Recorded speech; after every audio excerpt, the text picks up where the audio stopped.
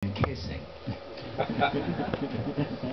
And we got all these complaints from people saying, I don't understand this film, it just doesn't make sense. They cut the earlier kiss and they cut that kiss on the grounds that women can't kiss on British Airways. And it's just unbelievable. It's mutilation of film. It's so wrong. It raised all sorts of interesting structural problems for people who do write screenplays.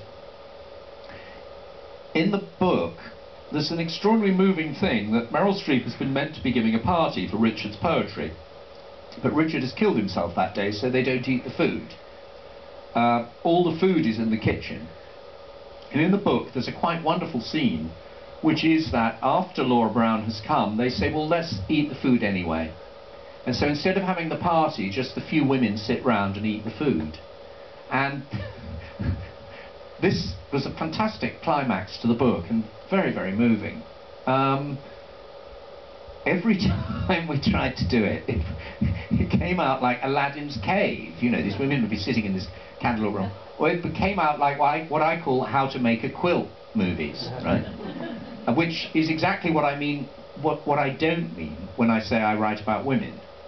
I can't stand what are called women's movies, meaning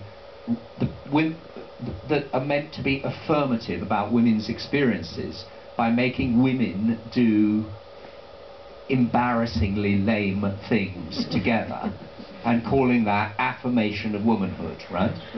And however hard we fought it, that's how that scene came out. And you know, as soon as you had a group of women sitting around a table, all, you know, eating the food that they would have eaten if he'd been there, you just had something, in quote, from a woman's movie, and that killed the movie as far as I'm concerned. And anyway, I said, the producer kept saying, you have to know why Laura Brown left her kids. You have to know it. And he made me write that speech. He made me write the speech. I didn't want to write the speech. I said, I don't think you do. But he was entirely right. He said the audience won't come to terms with what she did unless you offer her explanation of why she did it. He was completely right. But then I counter-argued and said, once she has done that, you don't have any film left. Once she said, that's what I did, that's the end of the movie. There's nothing more you can do. You can't forgive her. It's not for us to forgive her. As she says, nobody is going to forgive her. But I wrote that little scene for Claire Danes to just come in and give her a hug, as Meryl's daughter, as a way of just her finally getting some love from a kid that she's never had.